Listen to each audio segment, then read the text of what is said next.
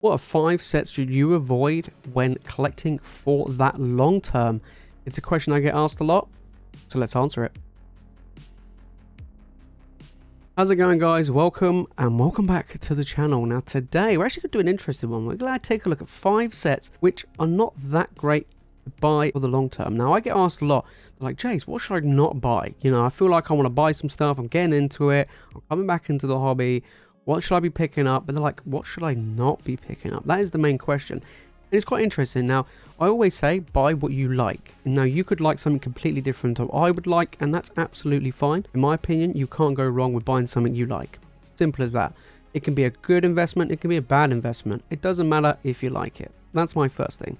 But these are just 5 sets which I personally feel like are not that great. If we take a look at TCG Player for 5 sets, which I think are a bit of a dud. Let's find out. Coming at number 5, we have the Champions Path ETB. Now, Champions Path, in my opinion, it's pretty much a dud set. There's 2 cards that you really want. The 2 different Charizards, the Rainbow Charizard VMAX and the Shiny Charizard V. Apart from that, the set really isn't worth it. It is quite expensive. The rest of the cards in the set, I think the next most expensive cards like $10, $12. It's not great. Booster packs are quite pricey. They're usually around $10 for a Champions Path booster pack. So if you to really get your return, you need to hit those Charizards. And they are expensive, don't get me wrong. Both Charizards are like nearly $200 each.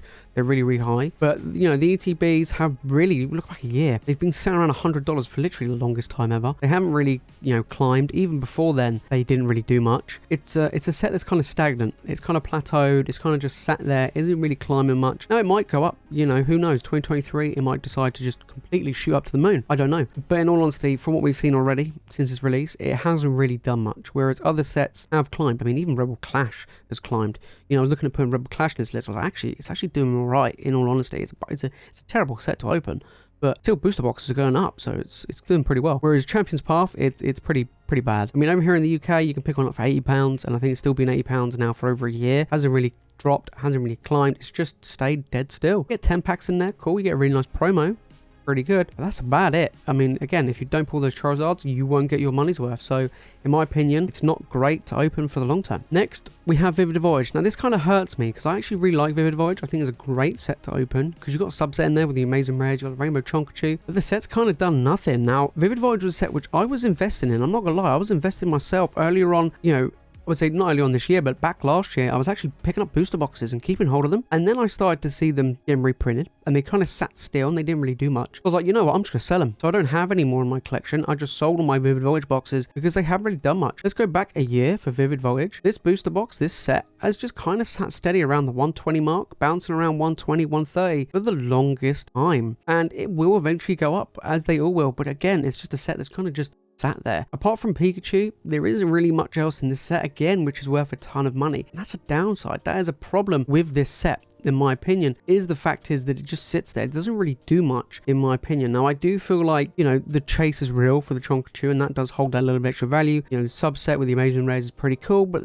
again, they're not really worth a huge amount. It was a bit lame, in my opinion. Now, booster boxes here in the UK are around 130. They've been 130 for the longest time running, and they're still quite easy to get hold of. Vivid Voyage has been printed a lot in supplemental products as well. So in all honesty, it's kind of a set that just sits there. Doesn't really do much, hasn't really grown much. I mean, it hasn't dropped, which is fine. But I mean, if it dropped, at least it's good to pick it up. But when it's not moving at all, it's not appealing to go and pick it up, you know what I mean? So that's one of the reasons why it's on this list. It would be placed higher, but there are a few others which are a bit worse. Speaking of a bit worse, we have Pokemon Go. Now, Pokemon Go is an interesting set because it would be a great set for a lot of hype if it was released a few years ago. But in my opinion, it came out too late. The set's kind of all over the place. It doesn't really have a home in the Sword and Shield era, in my opinion, where it's sat. And the pull rates are a bit random. You know, the rainbows are really tough to get. The alt arts are really easy to get. And there's not that many expensive chase cards in the set, and there's a ton of it. This thing's been printed to absolute oblivion. You know, they released so much of this product, it was unreal. I kind of expected the Pokemon company, like, they thought they were going to bring in loads of people that played the games, and in actual fact, it probably didn't even do that. So we go back, I don't think it hasn't been like that long, but ETBs go back 6 months. They've just dropped and, you know, been sitting around for $40 or less. I mean, over here, you could pick up for £40 quite easily. You know, they did come out £50 for an ETB. Everyone's going crazy.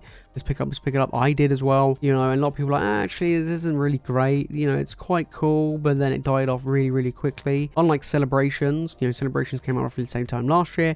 Everyone loved Celebrations. Pokemon Go came out and everyone's like, nah, okay. So that's one of the downsides with Pokemon Go. And do I feel like it's going to bounce back that hard? Probably not. I mean, you look at the Pokemon Center one.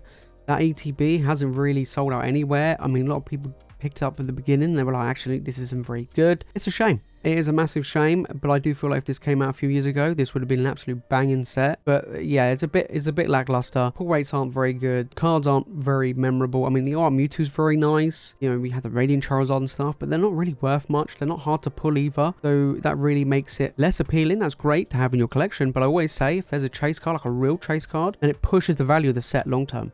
And that affects the sealed product. So I do feel like that this is kind of a bit of a bummer. Okay, now we're on to Darkness Ablaze. Very similar to Vivid Voltage in the fact is that both this and Vivid Voltage are kind of just sat there. They haven't really done much. And in a way, this is a set that has a Charizard. Now, Charizard normally pushes the value of sets quite a bit, but it hasn't really done that with this set. And we go back a year. Again, this booster box was always around 125 to 130. And only recently it's pushed up to 140, so it is climbing a bit. It's not too bad, but it's a pretty dud set. The most expensive card in the set is the Charizard VMAX, which is about $40. So I'm not gonna lie, you could probably buy a big chunk of the set for $140 of a booster box. Over here in the UK, Darkness Ablaze is around 130 a box, 135. It's very close, same value as Vivid Voltage. Both sets kind of just sit there, whereas in my opinion, Vivid Voltage is better. You know, you have that really expensive Rainbow Chonkachu, you know, over $120 plus, but for a Charizard, that's $40 for the most expensive card in the set, and it's a regular VMAX, so it's not even hard to pull. It's a bit weird, in my opinion. Is a bit weird, but you know, it's one of the things with Darkness Ablaze. It doesn't have a subset, which makes it a lot more weaker. In my opinion, it is one of the weakest sets to invest in the Sword and Shield era. I do feel like Battle Styles, Rebel Clash, even Sword and Shield Base, even though they're not the most appealing sets to open, in my opinion, they're still better than Darkness Ablaze. They really are. So it's a really interesting thing, but it's a set where, you know, I loved Darkness Ablaze when it came out. I thought it was super cool.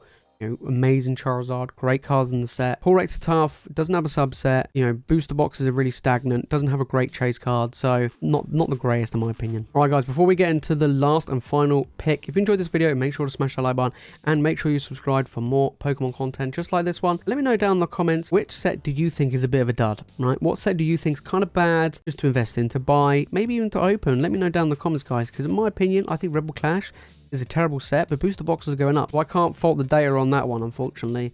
But these other sets, though, are not that great. But what is, in my opinion, one of the worst sets to pick up? Well, quite an interesting one. Coming in number one, we have Crimson Invasion from Sun and Moon. Now, this set, oh boy, it ain't that good. Let's put it that way. It's not that good. Right, we're going back a year, okay? This set was $155. And it went all the way up to 180, and it's dropping back down to 170. So you could say, okay, well, you know, went up, hasn't gone down much. It is 170 a box. This set came out quite a while ago, okay? Now, you would have thought that this set would have climbed a lot more. It has been out of print for pretty much the longest time going, and it is by far one of the cheapest, in fact, it is the cheapest Sun and Moon era booster boxes. Now, most Sun and Moon era booster boxes are climbing. They're well over $300 a piece. Some of them 400, some of them even 500 and above. Poor little old Crimson Invasion is even way less than Sun and Moon base. It is one of the worst sets, modern sets going. It is terrible. It doesn't have great pull rates, not really that many expensive cards in it. Booster boxes just sitting around doing nothing. It is a terrible set to pick up, in my opinion. Not a great set to open. To me, if you want to collect Sun and Moon era booster boxes and you're on the cheap, this is the cheapest one by a mile. It's pretty much half the price of near enough every single Sun and Moon era booster box right now. They're all going up, and Crimson Invasion is just kind of sitting around, right? We have Sword and Shield era booster boxes that are surpassing this quite easily. Rebel Clash, an example. Sword and Shield base is going above it. So, you know, and they're out of print. I could see stuff like Battle Styles, Chin and Rain, Fusion Strike, even Darkness Ablaze and Vivid, I think will eventually take over Crimson Invasion, just because Crimson Invasion doesn't really do anything. It's quite bad in my opinion. Now, I haven't really opened much of this set, but it is pretty bad. Over here in the UK, again, this is selling maybe 150. You could pick up a box, 140 even. So it's not even that great, and it's Sun and Moon. This is what I'm talking about. There are a ton of Sun and Moon era sets, which in my opinion are way better than Crimson Invasion. So that's one of the reasons why I've put it at the top of this list as one of the sets which I personally would avoid picking up. So yeah, pretty bad. There you have it guys. Those are my 5 sets that I would kind of avoid picking up for the long term. I mean, Crimson Invasion is pretty a dud set. I mean, I was thinking about Steam Siege, XY Steam Siege, but that's actually been climbing.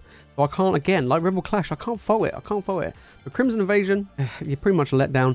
Darkness Ablaze is pretty weak. And I mean, Pokemon Go, it just came out way too late. And even though I love Vivid, it's a bit harsh for myself to put on this list. But I have to be real with myself, and it's not really performing very well. In Champion's Path, if you don't get Charizard, you ain't making any money. You're not even getting your money back when you open the pack. So it is quite a rough set. especially for a specialist set. Anyway, guys, that is it from me in this video. Thank you all so much for watching. As always, you guys are the legends, and I'll see you all in the next one.